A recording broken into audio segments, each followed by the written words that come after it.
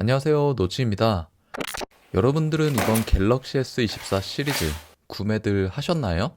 이번 S24 시리즈는 어느 때보다 어떤 모델을 구매해야 할지 정말 엄청 고민이 되더라고요. 단순히 성능만 보자면 무조건 울트라 모델을 구매하는 게 맞는 것 같아서 처음에는 S24 울트라를 온라인으로 사전 예약을 했습니다. 하지만 이번 기기는 업무폰으로 실사용 목적이기도 하고 사이즈가 너무 크면 불편할 것 같더라고요. 그렇다고 기본형을 구매하기에는 엑시노스 2400이라든지 FHD 플러스 디스플레이의 화질, 8기가 램 등 급 차이가 너무 나기 때문에 내가 호구되는 느낌이 들기도 하고 플러스가 가장 합리적이라고 생각이 들기는 하는데 결국 호구가 되어보기로 결정하였습니다. 그럼 제가 이번에 구매한 S24 기본형의 첫 느낌과 함께 선택한 이유에 대해 이야기해 보도록 하겠습니다. 아마 저처럼 S24 기본형을 구매하신 분들의 특징은 폰의 컴팩트한 디자인을 정말 중요하게 생각하실 겁니다. 작은 크기로부터 오는 밸런스 좋은 디자인, 게다가 가벼운 무게까지 더해져 자꾸 손이 가게 만드는 그런 디자인 말이죠. 바로 S24가 그러한 디자인을 가지고 있습니다.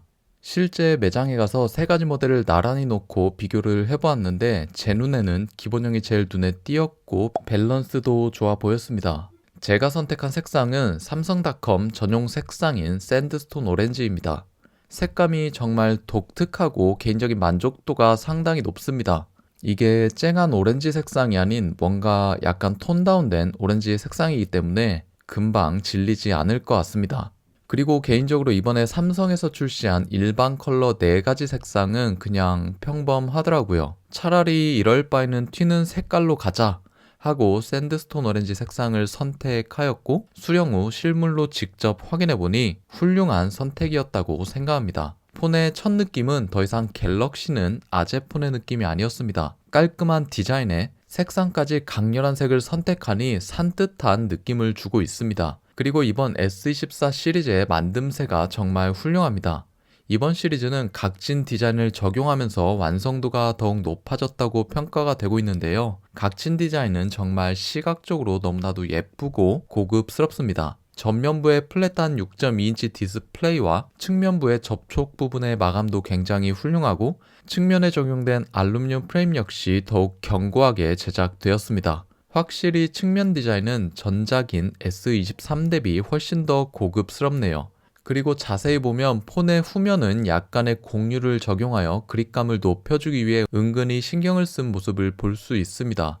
작은 폰의 이점을 더욱 잘 살려주는 포인트라고 볼 수 있죠. 그립감은 플러스나 울트라와 비교해본다면 기본형이 압도적으로 좋습니다. 여기에 무게 또한 167g으로 야외 활동이 많은 저의 업무 환경에 적합하다고 생각하였죠. 게다가 하단의 스피커 모양을 기존과는 다르게 직선으로 마감한 것도 정말 깔끔해진 포인트라고 생각합니다. 결론적으로 전체적인 디자인 밸런스는 더할 나위 없었습니다. 이번 S24 기본형의 가장 큰 이슈거리죠. 국내 출시된 S24 시리즈 중 울트라 모델에만 스냅드래곤 젠3가 탑재되었고 기본형과 플러스 모델에는 삼성의 엑시노스 2400이 탑재되었습니다. 이 부분 때문에 커뮤니티에서도 좋지 않은 반응을 보이고 있습니다. 그도 그럴 게 중국에서는 기본형에도 스냅드래곤 젠3와 무려 12기가의 램을 탑재하였더라고요. 국내 소비자는 호구로 보는 건가 싶은 마음이 들어 괘씸하기는 하였지만 그래도 엑시노스 2400 성능에 대해서는 궁금하였습니다. 정말 엑시노스 2400이 혹평을 받을 정도일까요? 일단 GPU 성능을 알아볼 수 있는 3D 마크 테스트를 진행해 보았습니다. 여기서 재밌는 점은 A17 바이오닉 칩이 탑재된 아이폰 15 프로의 경우 S24 기본형과 거의 비슷한 GPU 테스트 결과값을 보여준다는 점이었습니다. 오로지 점수로만 봤을 때 게임 환경에서 우수한 성능을 보여줄 거라고 생각되기 때문이죠. 이 정도면 예상보다 훨씬 더 훌륭한 수치라고 생각합니다. CPU도 확인해보기 위해 벤치마크 6로 테스트를 추가로 해보았습니다. 싱글코어는 전작인 S23과 비슷한 수준이었지만 멀티코어에서는 훨씬 더 향상된 수치를 확인할 수 있었죠. 단순히 긱벤치와 3D 마크 테스트만 보았을 때는 엑시노스 2400의 성능이 그렇게 무시할 만한 수준은 아니라고 보여지는데요. 실제 게임을 플레이할 때는 어떠한 체감이 느껴질까요? 갤럭시 S24 기본형에서 원신을 구동해 보았는데 게임 자체는 부드럽게 구동이 되었습니다. 사냥을 할 때도 크게 잔렉이 발생하지 않았고요. 화면을 이리저리 돌려보더라도 부드럽게 전환이 되었습니다. 그럼 이번에는 아이폰 15 프로로 플레이해 보도록 하겠습니다. 확실히 아이폰 15 프로의 게임 환경이 더욱 쾌적하네요. 조작감도 조금 차이가 나고 화면에서 오는 부드러움이 조금 다릅니다.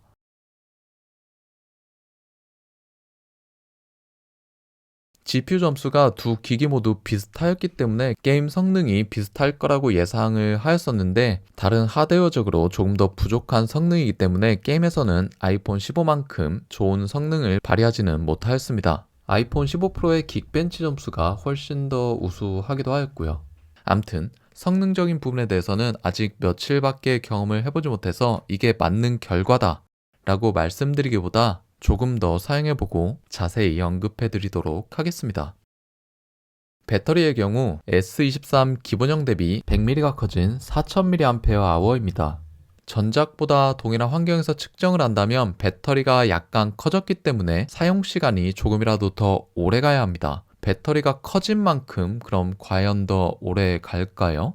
원신으로 화면 밝기 100%, 음소거 모드로 테스트한 결과 S23은 6시간 20분이 지난 후에 배터리가 완전히 방전되었지만 S24 같은 경우에는 6시간 10분이 지난 후에 완전히 방전된 모습을 확인할 수 있었습니다. S24의 배터리 용량이 물리적으로 더 늘어났지만 실사용에서는 더욱 빨리 소모된 점이 의외였는데요. 아무래도 GPU 성능이 올라가면서 게임 시 높은 성능을 유지하기 위해 배터리 소모가 더욱 크지 않았을까 생각이 됩니다. 아님 배터리 안정화 시간이 조금 더 필요했던 게 아니었을까요? 하지만 게임이 아닌 일반적인 사용 환경에서는 배터리가 꽤나 준수하다고 느껴졌습니다. SNS나 카톡 등 여러가지 일반적인 환경에서 만 하루 정도 사용을 해봤는데 배터리 충전 없이도 충분히 사용할 만한 수준을 보여줬거든요.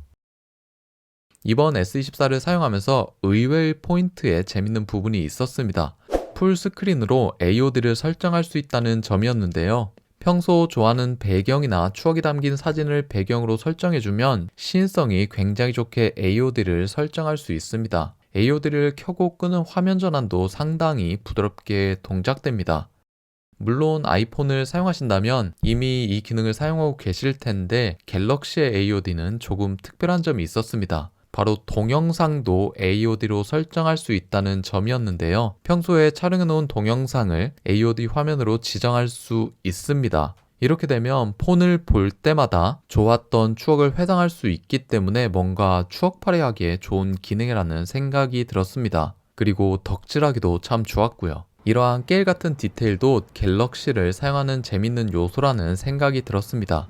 마지막으로 카메라에 대해 잠시 이야기를 해보겠습니다. 제가 갤럭시 기본형을 좋아하는 이유 중 하나가 바로 3개의 카메라를 기본형에도 탑재해 준다는 점입니다. 애플에서는 상상도 S24의 카메라는 전작과 동일한 스펙의 하드웨어가 탑재되었습니다. 전작과 비교했을 때 사실 큰 차이점을 느끼지는 못하였습니다. 다소 색감이 변경된 점은 느껴졌지만 특별히 화질이 더 좋아졌다거나 개선된 점을 육안상으로 찾기는 좀 어려웠죠. 하지만 이미 훌륭한 카메라 성능이기 때문에 광각, 초광각, 망원에서 모두 만족스러웠습니다. 기본형의 망원 카메라는 정말 축복입니다.